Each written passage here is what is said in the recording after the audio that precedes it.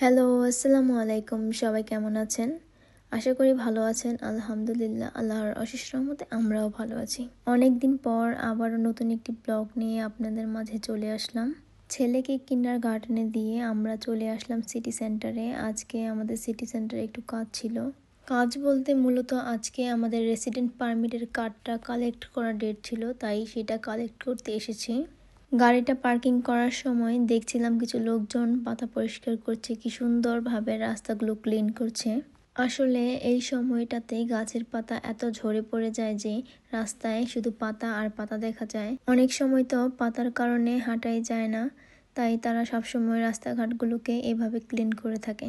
এই তো আমরা চলে এসেছি আউসল্যান্ডার বিহর্ডে। এখন আমরা অপেক্ষা করছিলাম আমাদের সিরিয়াল যখন আসবে তখন আমরা কার্ডগুলো নিয়ে আসবো। এখানে 2টা পাসপোর্ট ছিল, কারণ আমার কার্ডের সাথে সাথে আমার ছেলের কার্ডও সংগ্রহ করব, কিন্তু আনফর্চুনেটলি আমার ছেলের কার্ডে কিছু ভুল হয়েছিল, তাই সেটা কালেক্ট করতে পারিনি। এই তো আমরা চলে এসেছি আফগানি দোকানে। আর আফগানি দোকানটা যেহেতু সেন্টারে, তাই আমাদের হেঁটে আসতে বেশি সময় লাগেনি। এসেই আমরা সর্বপ্রথম নিয়ে নিলাম মহামূল্যবান জিনিস, ধনিয়া পাতা, যা ছাড়া আমাদের চলেই না। ধনিয়া পাতার জন্য আমাদের সবসময় এই আফগানি দোকানে আসতে হয়, কারণ সুপার মার্কেটগুলোতে ধনিয়া পাতা সচরাচর পাওয়া যায় না। দোকানটা ঘুরে ঘুরে দেখছিলাম, দোকানটা বেশ বড় ছিল আর আপনাদেরকে দেখিয়ে দিলাম। যারা আলবিস্টারে আছেন এবং হালাল খাবার খোঁজেন তারা অবশ্যই এই আফগানি দোকানটাতে আসতে পারেন। এখানে মাছ মাংস থেকে শুরু করে আপনারা অনেক কিছুই পেয়ে যাবেন, সাথে ফ্রোজেন খাবারও পেয়ে যাবেন। আফগানি দোকান থেকে কেনাকাটা শেষ করে এখন আমরা চলে যাচ্ছি অন্য একটি জায়গায়, যেখানে আমাদের কিছু কাজ আছে।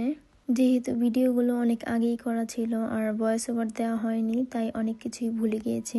এখানে আমরা মূলত এসেছিলাম কিছু ইনফরমেশন জানার জন্য।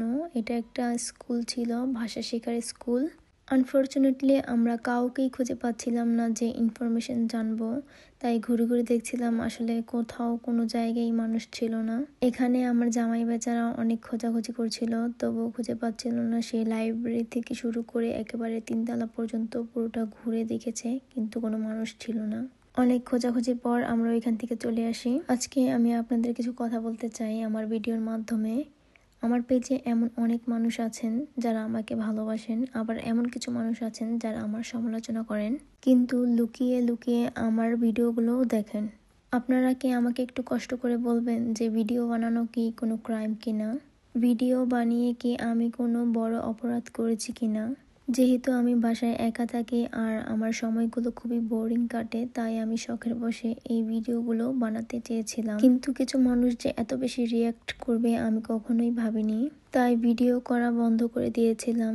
আবার কিছু মানুষ আমাকে এত বেশি ভালোবাসে যে তারাই আমাকে সাহস দিয়েছে ভিডিও করার জন্য। আমাকে যাদের ভালো না লাগবে তারা প্লিজ আমাকে ইগনোর করবেন। কষ্ট করে আমার ভিডিওগুলো দেখার কোনো প্রয়োজন নেই, কারণ আপনারা আমার ভিডিও না দেখলে আসলে আমি মরে যাব না। আর আমি আপনাদের জন্য ভিডিও বানাই না, যারা আমাকে ভালোবাসে তাদের জন্যই এই ভিডিওগুলো। আমি আমার ভিডিওগুলোতে এমন কোনো কিছু উপস্থাপন করছি না যে আপনাদের ক্ষতি হবে। কখনো যদি কোনো কিছু ভুল করে থাকি অবশ্যই আমার ভুলটাকে আপনারা ধরিয়ে দিবেন। যাই হোক, আজকে অনেক কথা বলে ফেললাম। আমার কথায় যদি কোনো ভুল ভ্রান্তি হয়ে থাকে বা আপনারা কেউ কষ্ট পেয়ে থাকেন তাহলে অবশ্যই ক্ষমার দৃষ্টিতে দেখবেন। কথা বলতে বলতে আমরা চলে এসেছি আলদি সুপার মার্কেটে। যেহেতু আমরা বাসা থেকে আর্লি বের হয়েছিলাম, নাস্তা করা হয়নি, তাই এখান থেকে কিছু ব্রেড কিনে নেব। যেহেতু দিনটা ছিল শুক্রবার আর বাসায় যেতে যেতে তাদের মসজিদে যাওয়ার টাইম হয়ে যাবে, বাসায় গিয়ে নাস্তা করার টাইম পাবে না, তাই ব্রেড কিনে নিয়ে যাচ্ছিলাম। গোল গোল যে রুটিগুলো দেখছেন এগুলো আমাদের দেশের গোলগোলার মতো। এটার স্বাদ একেবারে আমাদের দেশের গোলগোলার মতোই খেতে। এটা খাওয়ার সময় আমার একটা সমস্যা হয় যে গলায় আটকে যায়। এটা খাওয়ার সময় সাথে আমাকে পানি রাখতে হয়, নয়তো অবস্থা খারাপ হয়ে যায়। এখানে আমি আমার জন্য একটা আপেল টাসি নিয়ে নিয়েছিলাম। এটা খেতে যে কি মজা বলে বোঝাতে পারবো না। অন্যান্য সুপার মার্কেটে যে আপেল টাসিটা পাওয়া যায় সেটা আমার কাছে তেমন ভালো লাগে না, কিন্তু আলদির যে আপেল টাসিটা সেটা খেতে অনেক বেশি ইয়াম্মি। এই তো আমাদের আলদি থেকে কেনাকাটা শেষ। এখন আমরা চলে যাব কিন্ডারগার্টেনের উদ্দেশ্যে। সেখানে গিয়ে আমরা ছেলেকে পিক করব। যাওয়ার সময় জামাই বলছিল যে আজকের আবহাওয়াটা তেমন ভালো না, সামনে আরো ঠান্ডা পড়বে এবং তুষারও পড়া শুরু করবে। যখন ঘন তুষারপাত হবে তখন আসলে ড্রাইভ করা অনেক বেশি কষ্টের হয়ে যায়, তাই বাসা থেকে তেমন একটা বের হওয়া হবে না। জার্মানিতে আসার পর একটা জিনিস বুঝতে পারলাম, এখানে বেশিরভাগ সময়ই ঠান্ডা থাকে। তেমন কোনো রোদের আলো দেখা যায় না, খুব কম সময়ে আমরা রোদের আলো পাই। সারাদিন যখন মেঘে চারপাশ কালো হয়ে থাকে তখন আসলে মনটা বিষণ্ণতায় ভরে যায়, একটুও ভালো লাগে না।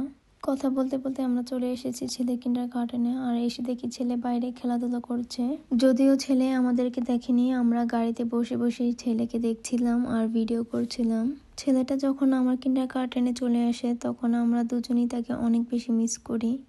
কিন্তু ছেলের বাবা যখন অফিসে চলে যায় তখন আমি খুবই একা হয়ে যাই। বাসায় একা থাকাটা আমার জন্য অনেক বেশি কষ্টসাধ্য হয়ে যায়। এই সব কিছু নিয়েই আমাদের জীবন, এইভাবেই আমাদেরকে মেনে নিতে হবে, কিছুই করার নেই।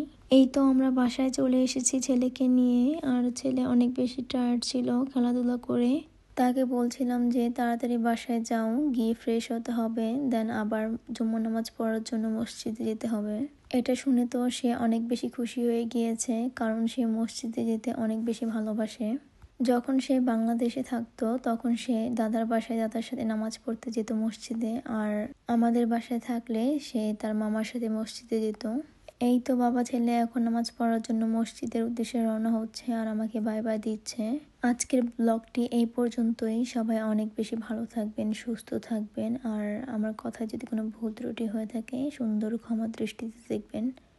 সবাই অনেক বেশি ভালো থাকবেন, সুস্থ থাকবেন। আল্লাহ হাফিজ, আসসালামু আলাইকুম।